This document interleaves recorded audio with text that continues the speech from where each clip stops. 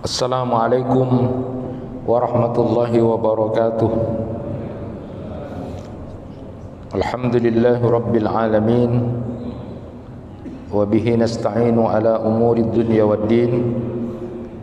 Ashhadu an la ilaha illallah wahdahu la syarika lah, wa ashhadu anna Muhammadan abduhu wa rasuluh. Allahumma salli wa sallim ala nabiyyina Muhammad wa ala alihi wa ashabihi ajma'in. Rabbi shrah li sadri wa yassir li amri wahlul 'uqdatam min lisani yafqahu qawli. Amma ba'd. Bapak-bapak, ibu-ibu, jamaah kuliah subuh yang dirahmati Allah. Suatu saat Nabi Muhammad sallallahu alaihi wasallam bersama Umar bin Khattab. Umar bin Khattab lalu mengatakan,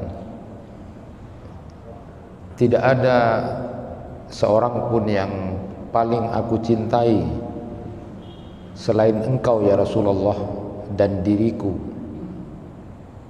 Saat Umar bin Khattab mengatakan begitu, lalu Nabi Muhammad menyatakan, kalau begitu kamu belum mencintai aku sebelum engkau mencintai diriku melebihi dengan yang lain.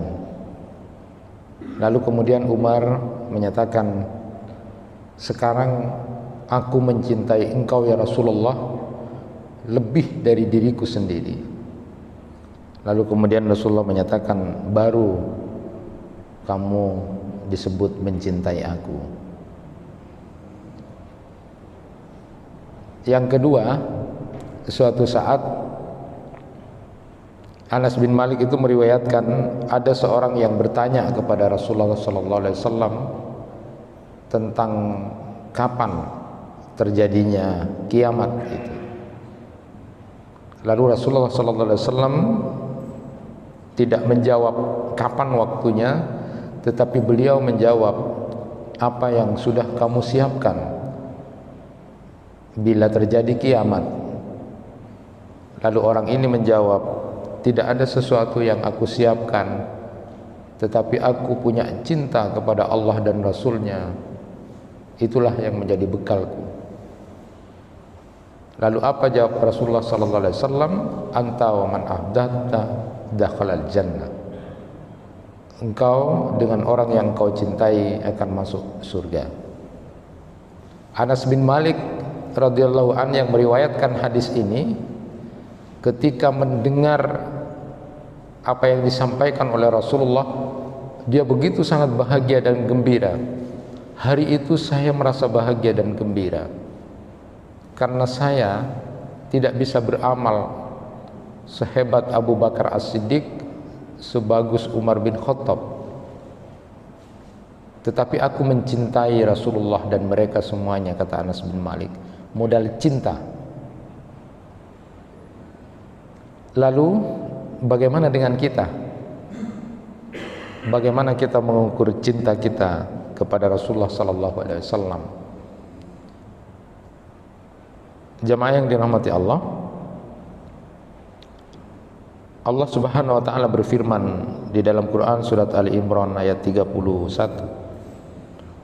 Qul in kuntum tuhibbunallaha fattabi'uni yuhibbukumullah wa yaghfir lakum dzunubakum wallahu ghafurur rahim.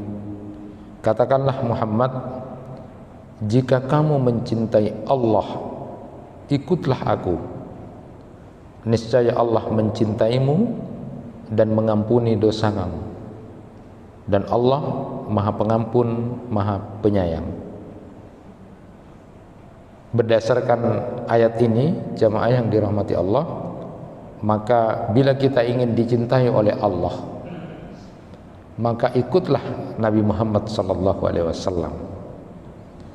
Kalau kemudian Rasulullah sallallahu alaihi wasallam bersabda, la yu'minu ahadukum hatta akuna ahabba ilahi min walidi wa walidi wan nasi ajma'in, bahwa belum sempurna iman seseorang bila dia tidak mencintaiku, kata Rasulullah, melebihi cintanya kepada anaknya, kepada orang tuanya, dan kepada semuanya. Apakah kita sudah dalam posisi seperti itu?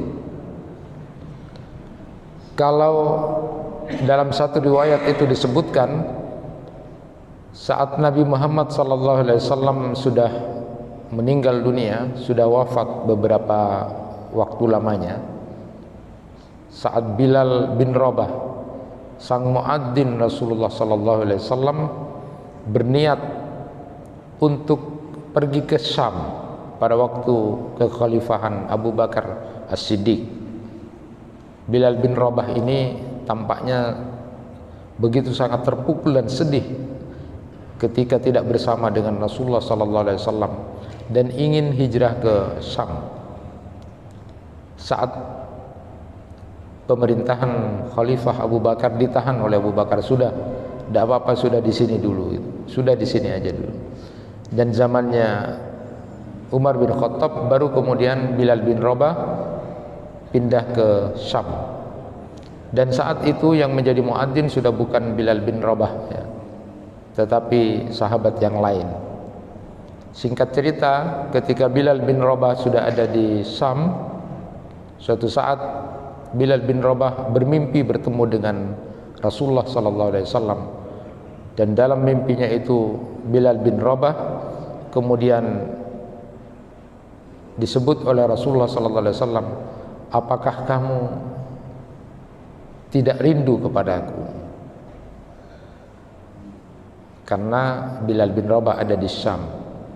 Saat itu ketika terjaga dari tidurnya, Bilal bin Rabah berniat pergi untuk ziarah ke makam Rasulullah SAW di Madinah. Singkat cerita, Bilal bin Rabah datang ke makam Rasulullah SAW di Madinah. Saat keluar dari makam Rasulullah SAW, lalu tiba-tiba bertemu dengan dua orang cucu Nabi, Hasan dan Husain. Ketika itu kemudian Hasan dan Husain memegang tangan Bilal bin Rabah. Paman, tidakkah engkau berniat untuk mengumandangkan azan walau sekali saja?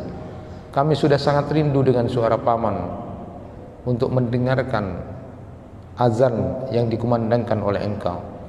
Karena diminta oleh cucu baginda Rasulullah SAW, akhirnya Bilal bin Rabah mau untuk menjadi muadzin pada waktu itu. Saat Bilal bin Rabah kemudian mengumandangkan azan, Allahu Akbar itu, saat itu terperanjatlah banyak orang-orang Madinah.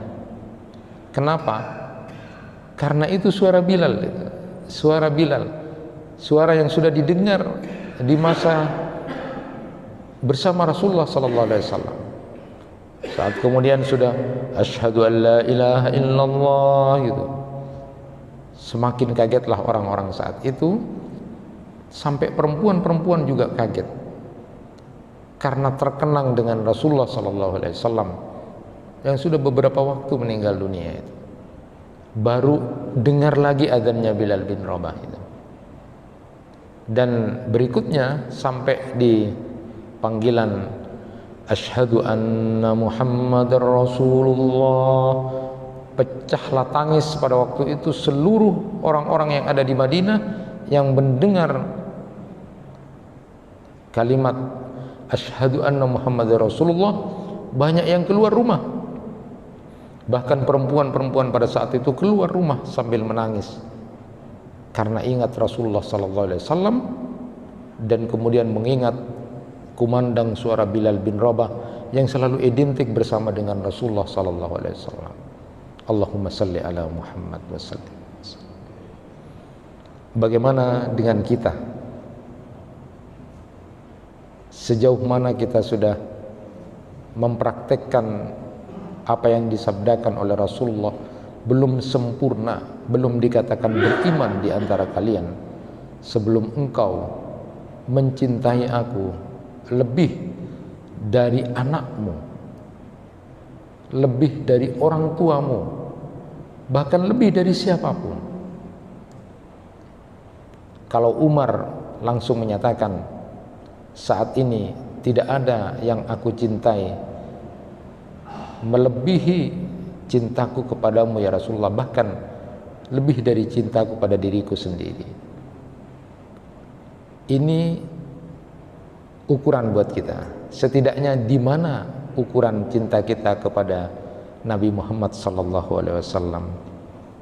Jamaah yang dirahmati Allah, Bapak dan Ibu bolehlah mungkin sekedar mengukur untuk mengetahui bagaimana mencintai Rasulullah SAW. Paling tidak belajarlah kemudian bagaimana Rasulullah SAW itu kehidupannya. Akan banyak kemudian kita menjadi orang yang kemudian begitu sangat mencintai Rasulullah, terharu dengan apa yang kemudian dilakukan oleh Rasulullah untuk kita. Nah, lalu kemudian Bapak dan Ibu, kitab-kitab para ulama itu menulis Nabi Muhammad itu sudah sangat banyak sekali. Mulai dari zaman klasik itu sampai kontemporer sekarang, banyak sekali. Setidaknya ibu dan bapak pernah membaca atau mengetahui dengan serius dan sungguh-sungguh.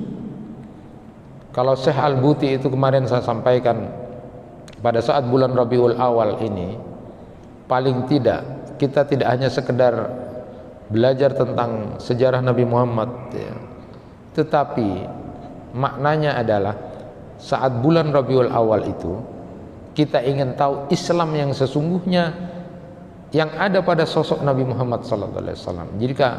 Jika mau tahu Islam, pelajarilah sosok Nabi Muhammad SAW. Dan kalau ingin tahu kepribadian yang sempurna dari seorang manusia adalah belajarlah Nabi Muhammad SAW. Paling tidak Bapak dan Ibu, kitab yang sangat sederhana tetapi luar biasa itu untuk menggambarkan Rasulullah SAW itu adalah kitabnya Imam At-Tirmidzi, As-Sama'il Al-Muhammadiyah atau Sama'il Nabi SAW. Itu belajar itu saja, luar biasa bagaimana Rasulullah SAW postur tubuhnya, bagaimana Rasulullah SAW pakaiannya, bagaimana Rasulullah SAW gaya bicaranya, bagaimana Rasulullah gaya berjalannya, bagaimana Rasulullah gaya duduknya, bagaimana Rasulullah SAW makan, apa yang disenangi oleh Rasulullah SAW. Semua itu kemudian digambarkan dalam kitab Sama'il Muhammadiyah itu atau Sama'il Nabi itu. Sederhana kitabnya tetapi luar biasa. Kemudian kita akan menangis dengan kesederhanaan Rasulullah SAW. Paling tidak ketika kita membaca satu persatu itu, lalu kita bersalawat kepada Rasulullah, luar biasa memang Nabi kita Nabi Muhammad SAW. Kalau orang-orang Barat itu kemudian menulis banyak tentang Nabi Muhammad, luar biasa, karena belajar betul tentang sejarah Nabi Muhammad. Kita ini umatnya kadang-kadang kemudian tidak banyak tahu tentang itu. Maka gunakan untuk belajar kehidupan Nabi Muhammad SAW itu. Dan yang terakhir itu paling tidak kitab yang terbaru tentang Nabi Muhammad itu tulisannya Syekh Aid Al-Qarni. Beliau menulis kitab Mulhimul Alam. Itu bapak-bapak dan ibu-ibu bisa baca kitab itu yang terbaru, Mulhimul Alam ya. Orang yang kemudian diutus dengan penuh kecerdasan dan penuh inspirasi buat seluruh alam ini, Nabi Muhammad SAW. Beliau bercerita saat mau menulis buku itu, beberapa waktu sudah ditulis tapi kemudian tidak sempat tuntas karena Syekh Al-Qarni ini tertembak di Filipina, sempat tertembak di Filipina. Lalu kemudian pada saat COVID kemarin beliau juga kena COVID dan 4 hari tidak sadarkan diri. Sembuh dari COVID itu di masa pandemi kemarin, beliau berdoa untuk bisa menuntaskan tulisan tentang Nabi Muhammad SAW yang memang agak beda itu dengan tulisan-tulisan yang lain. Sungguh sangat inspirasi dan banyak sekali kalimat-kalimat yang menggugah kita untuk mencintai Nabi Muhammad SAW. Bapak dan Ibu baca itu juga bisa dijadikan bahan rujukan. Paling tidak nanti salawat kita kepada Rasulullah itu betul-betul punya kualitas yang luar biasa untuk mencintai baginda Nabi Muhammad sallallahu alaihi wasallam. Nah, ibu bapak yang dirahmati Allah, kalau kita kemudian bertanya bagaimana mengukur kita cinta kepada Rasulullah sallallahu alaihi wasallam, paling tidak ketika membaca Sama'il Al-Muhammadiyah itu atau Sama'il Nabi itu, ketika ada seorang pensara yang menyebutkan mungkin kita tidak bisa bertemu dengan Rasulullah, mungkin kita tidak bisa bertabarruk dengan apa-apa yang menjadi yang dekat dengan Rasulullah. Jadi barang-barang Rasulullah itu mungkin kita tidak bisa bertabarruk karena mungkin itu bukan barangnya Rasulullah. Kalau ini disebut pakaiannya Rasulullah, ini rambutnya Rasulullah, kadang-kadang ada yang kemudian tidak bisa dipertanggungjawabkan itu, walaupun itu dibolehkan untuk bertabarruk. Tetapi yang jelas dan sudah pasti adalah bagaimana kita kemudian bisa meniru akhlak Nabi Muhammad SAW. Maka pernah saya sampaikan itu, paling tidak ketika kita mau marah kepada seseorang, mau marah pada seseorang karena menyakiti kita, lalu kemudian teringat dengan sabda Nabi, la taghdab walakal jannah, jangan marah, kamu akan dapat surga. Ketika kita ingat seperti itu, lalu kemudian bersalawat kepada Nabi, Allahumma salli ala Muhammad, ya Rasulullah, engkau melarang untuk marah karena aku akan dapat surga. Ditahan sambil kemudian mengingat Rasulullah, setiap saat kemudian bersalawat kepada Nabi Muhammad SAW. Nah, Bapak dan Ibu sekalian, sekedar saya nyampaikan yang nanti akan berurut, kita akan sampaikan kitabnya Syekh Shaleh Al-Munajjid Kaifa Amalukum itu, ketika membuka tentang bersalawat itu bagaimana, sallallahu alaihi wasallam, atau kemudian kita sering membaca Allahumma shalli ala Muhammad wa sallim. Jadi kira-kira ada dua di situ, ada shalla dan ada sallama, salawat dan doa kepada Nabi. Menurut pendapat yang rajih, shalla itu ini. Jadi bedanya antara sallallahu alaihi wasallam. Apa bedanya shalla dengan sallama? Shalla itu berarti kita meminta kepada Allah Subhanahu wa taala untuk meninggikan nama dan sebutan kepada Nabi Muhammad sallallahu alaihi wasallam, untuk meninggikan nama dan sebutan kepada Nabi Muhammad sallallahu alaihi wasallam. Dengan kata lain, kita memohon kepada Allah agar Allah memberikan kehormatan, kemuliaan dan meninggikan derajat beliau. Itu shalah. Ya. Karena kita sebagai manusia, sebagai umatnya, tidak cukup untuk memenuhi hak atas diri kita, karena Nabi kita sudah menyampaikan dan mengajarkan jalan kebenaran. Kita tidak bisa untuk membalas itu. Maka yang bisa kita lakukan adalah memohon kepada Allah agar Allah meninggikan kedudukan dan sebutan bagi beliau, walaupun beliau sudah ditinggikan oleh Allah Subhanahu wa taala. Sedangkan sallama itu, kita berdoa kepada Allah semoga Allah membebaskan dan menyelamatkan Nabi Muhammad SAW dan umatnya dari hal-hal yang tidak terpuji atau dari hal-hal yang tidak baik. Kita memohon keselamatan. Itulah sallama. Jadi beda antara shalla dengan sallama. Nah, orang-orang barat itu yang dengki kepada Islam lalu kemudian menyatakan nabinya orang Islam itu katanya sudah masuk surga, tapi kok masih didoakan sama umatnya. Nabinya orang Islam itu katanya bisa kemudian memberikan syafaat. Bagaimana bisa memberikan syafaat dan pertolongan nanti di akhirat?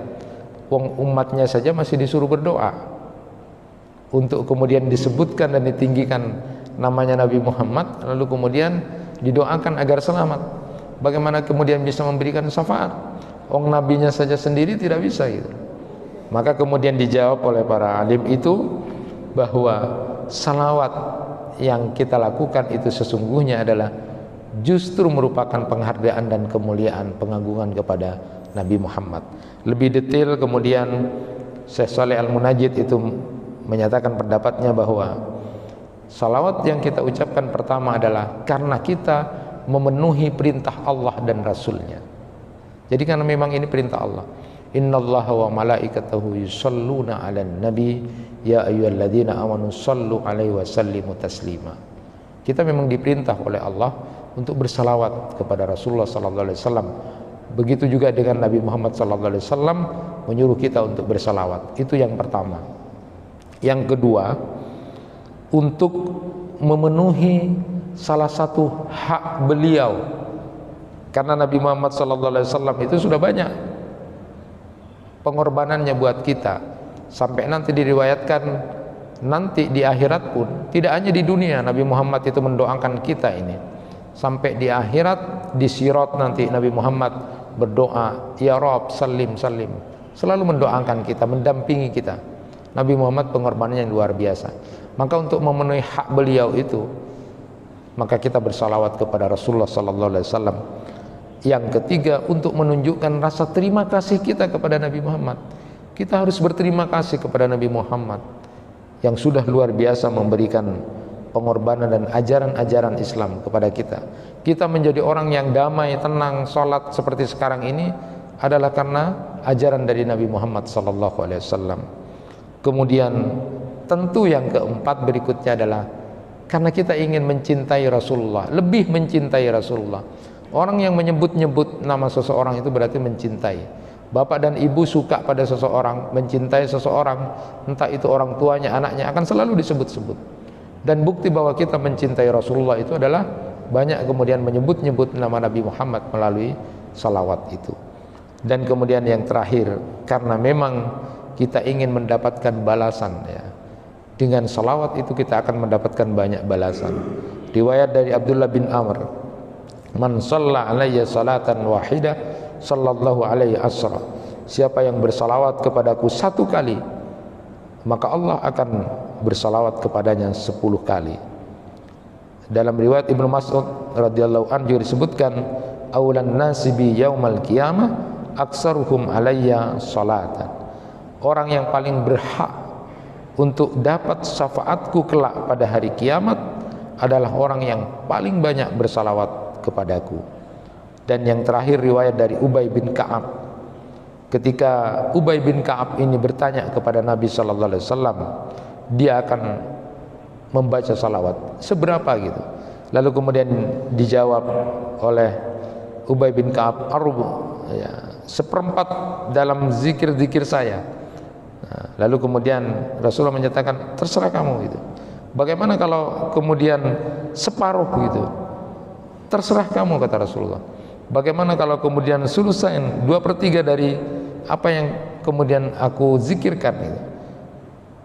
Lalu Rasulullah menyatakan, fa in zitta fa huwa khairul lak. Jika kamu tambah, jauh lebih baik. Sampai kemudian Ubay bin Ka'ab terakhir menyatakan, aj'al laka salati kullaha. Semua zikiranku untuk salawat kepadamu. Lalu kemudian Nabi Muhammad menjawab, idzan tukfa hammaka wa yukfaru laka dzanbak. Jika kamu melakukan itu, maka semua keinginanmu akan terpenuhi dan dosamu akan diampuni. Ini luar biasa Bapak dan jemaah yang dirahmati Allah. Jadi riwayat-riwayat ini memberikan tuntunan kepada kita untuk banyak bersalawat kepada Rasulullah sallallahu alaihi wasallam. Walaupun saya sampaikan tidak harus dalam pentas-pentas atau acara-acara tertentu. Bahkan kalau Ibnu Qayyim Al-Jauzi itu dalam kitab Jala'ul Afwan itu menulis salawat itu ada di 31 tempat. Dan itu dalam keseharian kita, tanpa harus kemudian dengan acara-acara tertentu. Tetapi salawat yang kita lakukan itu adalah kecintaan kita kepada Nabi Muhammad sallallahu alaihi wasallam. Masuk masjid juga begitu. Allahumma aftah li abwaaba rahmatika, Allahumma salli ala Muhammad wa sallim. Keluar masjid juga begitu. Ya. Berdoa, Allahumma inni as'aluka min fadlika, Allahumma salli ala Muhammad wa sallim. Di beberapa tempat itu luar biasa membangun kecintaan kita kepada Nabi Muhammad sallallahu alaihi wasallam. Doanya Ibnu Mas'ud radhiyallahu anhu yang kemudian menjadi doa yang direkomendasi oleh Rasulullah, lalu kemudian dibaca juga oleh Abu Bakar As-Siddiq dengan Umar bin Khattab, itu adalah doa yang meminta untuk bisa bersanding dengan Nabi Muhammad sallallahu alaihi wasallam. Allahumma inni as'aluka imanan la yartad wa na'iman la yanfad wa murafaqata Muhammad sallallahu alaihi wasallam fi a'la jannatil khuld. Ya Allah, aku minta iman yang tidak akan pernah murtad, dan aku minta nikmat yang tidak berhenti di dunia saja. Nikmat itu sampai dapat surga. Lalu kemudian berdoa agar aku bisa bersanding dengan Nabi Muhammad di surga yang tinggi itu. Inilah keberanian doa. Seberapa bapak dan ibu sudah berdoa itu, ingin bersanding dengan Nabi Muhammad. Paling tidak di antara doa-doa kita adalah selesai salat, Allahumma inni as'aluka imanan la yartad wa na'iman la yanfad wa murafaqata Muhammad sallallahu alaihi wasallam fi a'la jannatil khuld. Kita meminta iman yang tidak sedikit pun nanti akan murtad, lalu kemudian minta nikmat yang tidak berhenti, nikmat itu terus, nikmat itu sampai berada di surga, dan kemudian bisa bersanding dengan Rasulullah sallallahu alaihi wasallam. Itu luar biasa. Jamaah yang dirahmati Allah, satu dari akhlak Rasulullah yang akan kita ambil pada saat ini, kalau pada kesempatan yang lalu kita sudah mengambil salah satu akhlak dari Rasulullah yang selalu menjadi orang yang bersyukur. Jadi dengan kebaikan-kebaikan nikmat yang diterima oleh Rasulullah, mengatakan kepada Aisyah radhiyallahu anha, tidak bisakah, tidak bolehkah aku menjadi hamba Allah yang bersyukur dengan nikmat itu. Lalu kemudian Rasulullah taat, melakukan ketaatan kepada Allah. Saat ini kita akan ambil satu saja dari sifat Rasulullah yang luar biasa. Apa itu? Adalah kecerdasan emosi Rasulullah sallallahu alaihi wasallam. Jamaah yang dirahmati Allah, kita tentu mendengar pada tahun 1990 dulu ada pendapat dari seorang peneliti bahwa orang yang cerdas itu tidak hanya IQ-nya saja. Orang yang akan sukses tidak ditentukan karena dia pinter IQ-nya, tidak, tetapi juga ditentukan oleh kecerdasan emosinya. Orang yang punya kecerdasan emosi bisa menata, memanajemen hatinya, menata emosi-emosi dirinya, maka dia akan menjadi orang yang sukses. Penelitian ini kemudian begitu sangat ngetren pada waktu itu, bahwa ternyata memang orang yang punya kecerdasan emosi itu adalah orang yang akan mengalami kesuksesan diri. Dan ternyata itu sudah ada pada diri Rasulullah sallallahu alaihi wasallam. Rasulullah punya kecerdasan emosi yang luar biasa. Kalau Daniel Goleman itu kemudian memberikan indikator-indikator orang yang punya kecerdasan emosi, ternyata Rasulullah itu setelah dipadukan dengan apa yang disampaikan oleh peneliti itu, Rasulullah sudah ada itu. Makanya mengalami sebuah kesuksesan. Apa itu kecerdasan emosi? Mari kita baca misalnya Rasulullah sallallahu alaihi wasallam itu di dalam Quran surat Ali Imran 159, Allah Subhanahu wa taala sudah memberikan gambaran itu. Fabima rahmatin minallahi linta lahum walau kunta faddan ghalidal qalbi lan faddu min hawlik fa'fu anhum wastaghfir lahum wasawirhum fil am fa idza azamta fatawakkal 'ala Allah innallaha yuhibbul mutawakkilin. Maka disebabkan rahmat Allah engkau berlaku lemah lembut terhadap mereka. Sekiranya engkau berlaku keras lagi berhati kasar, tentulah mereka akan menjauhkan diri dari sekelilingmu. Karena itu maafkanlah, mohonkanlah ampun bagi mereka, dan bermusyawarahlah dengan mereka dalam urusan itu. Kemudian apabila engkau telah membulatkan tekad, bertawakallah kepada Allah. Sesungguhnya Allah menyukai orang-orang yang bertawakal. Di dalam perang Uhud, Rasulullah itu punya banyak alasan untuk marah. Di dalam perang Uhud Rasulullah punya banyak alasan untuk marah. Di dalam perang Uhud Rasulullah punya banyak alasan untuk marah kalau mau marah. Dengan pasukannya yang tidak disiplin, dengan sesuatu yang terjadi pada waktu perang Uhud. Tetapi Rasulullah sallallahu alaihi wasallam kemudian berlaku lemah lembut pada waktu itu. Nah, jamaah yang dirahmati Allah, cirinya saya sampaikan sedikit. Ada 3 orang yang punya kecerdasan emosi itu. Pertama, orang ini adalah bisa mengendalikan emosinya, dia bisa mengatur dirinya saat marah dan saat tertimpa musibah. Ciri orang yang punya kecerdasan emosi itu adalah dia bisa mengatur mengendalikan dirinya pada saat dia marah dan pada saat dia kena musibah atau ujian.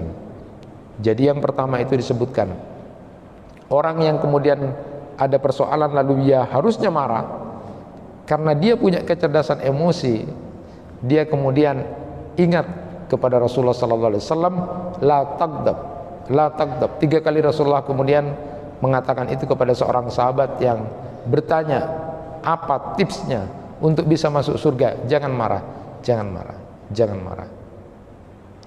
Jadi bisa memanajemen dirinya untuk tidak marah. Yang kedua, pada saat diuji dengan musibah atau ujian-ujian, dia lalu kemudian menjadi orang yang punya kesabaran yang luar biasa. Innama yuwaffas sabiruna ajrahum bighairi hisab. Ingat itu saja. Sesungguhnya orang-orang yang bersabar itu nanti pahalanya unlimited, tidak ada batasnya. Kalau umatnya Nabi Muhammad ini umurnya sedikit, tapi ada pahala yang unlimited, jadi terserah Allah, itu akan diberikan banyak sekali pahala karena dia punya kemampuan sabar yang luar biasa.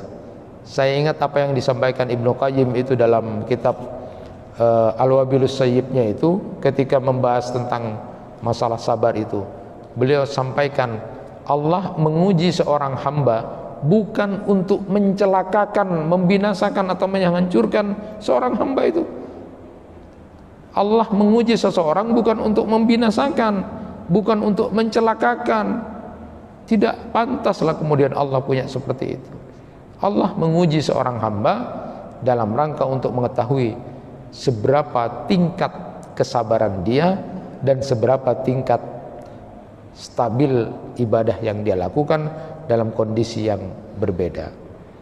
Kemudian ciri yang kedua, di samping bisa menahan marahnya dan lalu bersabar dengan ujian, atau dia bisa mengendalikan emosi dirinya, orang yang punya kecerdasan emosi itu adalah orang yang memiliki jiwa empati dan peduli kepada orang lain. Jadi orang itu dikatakan cerdas kalau dia suka peduli pada orang lain, berempati kepada orang lain. Makanya wisdom keagamaan kita, ajaran-ajaran agama kita, bahkan Nabi Muhammad SAW sudah kita pahami bersama hadis Rasulullah SAW. Misalnya disebutkan, siapa yang kemudian menghilangkan kesusahan saudaranya, maka Allah akan hilangkan kesusahannya nanti di akhirat. Siapa yang memudahkan urusan saudaranya, Allah akan mudahkan urusan saudara nanti di dunia dan di akhirat. Siapa yang menutup aib saudaranya, nanti Allah akan tutup aibnya di dunia dan akhirat. Siapa yang selalu menolong saudaranya, maka Allah akan tolong dia. Ini adalah ajaran-ajaran dari Nabi Muhammad SAW. Bahkan dalam satu riwayat disebutkan, nanti di akhirat ada orang-orang yang kemudian ditanya oleh Allah, kenapa ketika aku sakit, kata Allah, engkau tidak menjengukku? Orang ini menyatakan, bagaimana engkau Tuhan, Rob sekalian alam sakit? Lalu kemudian Allah menyatakan, saat si fulan sakit, kamu tidak menjenguk. Bagaimana kamu tidak memberi makan aku? Lalu orang itu mengatakan, bagaimana engkau Tuhan, penguasa alam, kok lapar gitu? Lalu kemudian Allah menyatakan, saat si fulan kelaparan dan kamu harusnya bisa membantu, kamu tidak bantu.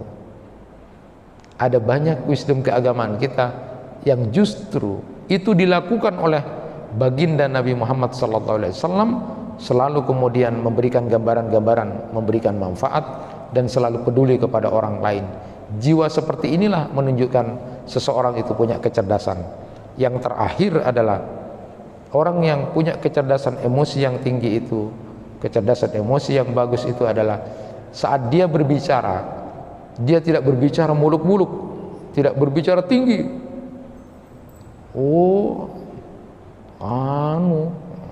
Atau juga tidak berbicara merendah-rendah. Menkok dia ada menkok. Hanya untuk dikasihani atau kemudian dibilang tawadhu, merendah-rendah, atau kemudian bicaranya mun taritan nengko saya nyamana bengkona banyak atau berlebih-lebihan. Dia berbicara asertif. Asertif itu adalah berbicara biasa saja, datar-datar saja, tapi kemudian straight to the point, jadi sampai ke hati orang. Bicaranya tidak muluk-muluk tinggi, tidak merendah-rendah, biasa saja, tapi kemudian bisa memberikan sentuhan pada diri orang. Dan itu yang ada pada diri Rasulullah.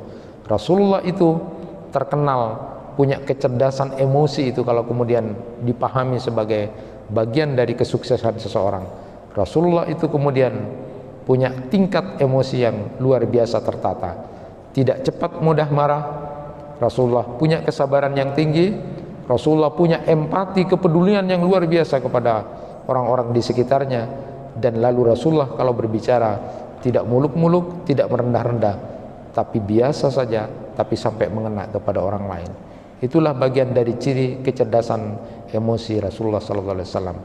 Mudah-mudahan sedikit yang saya sampaikan, mengambil fragmen kebaikan dari Rasulullah sedikit ini, kalau kita ingin menjadi orang yang kemudian mencintai Nabi, di samping banyak bersalawat kepada Rasulullah, jadilah orang yang punya kecerdasan emosi.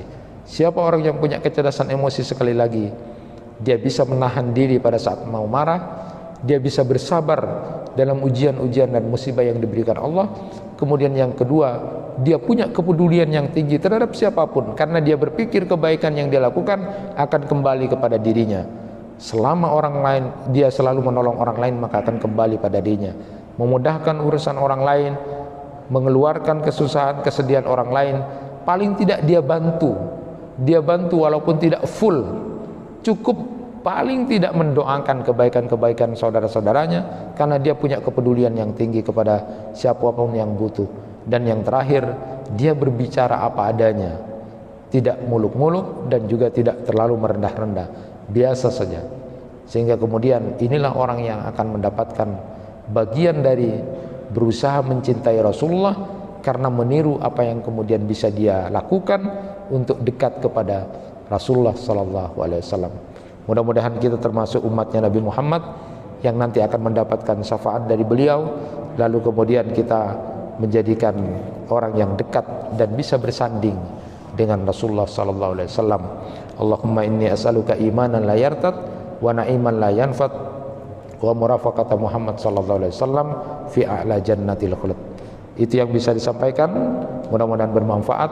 Subhanakallahumma wa bihamdika asyhadu an la ilaha illa anta astaghfiruka wa atubu ilaik. Assalamualaikum warahmatullahi wabarakatuh.